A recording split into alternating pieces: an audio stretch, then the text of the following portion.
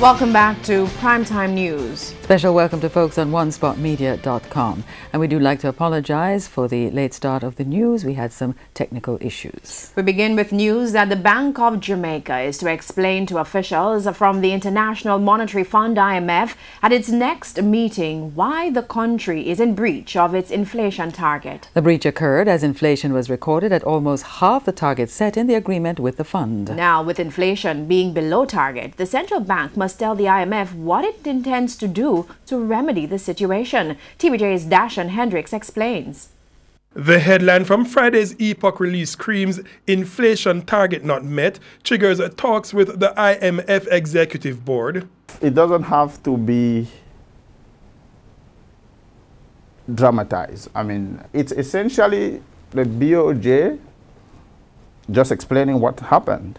That's because consumer prices rose by only 2.8% in the 12 months ending June, when the central bank targeted prices increasing around 5%. Consumers would see prices not rising quickly as good news, but the IMF representative to Jamaica, Dr. Constant Nguana, says it's not. Low inflation is a signal that the economy is weaker than expected.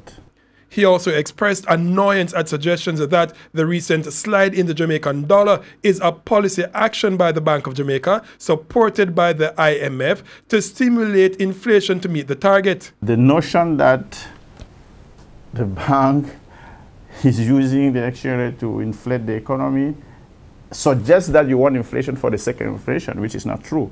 In fact, he points to Bank of Jamaica studies which show a weakening Jamaican dollar is having less impact on inflation now than it did in previous years. He said with growth, some inflation would be recorded. Jamaicans with a long memory would say otherwise. The country has recorded high inflation and low or no growth, as well as low inflation and still low or no growth. But Dr. Nguana says things are different now.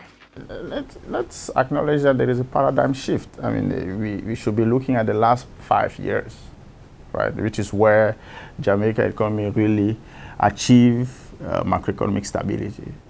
So in the past, it used to be double-digit inflation with no growth.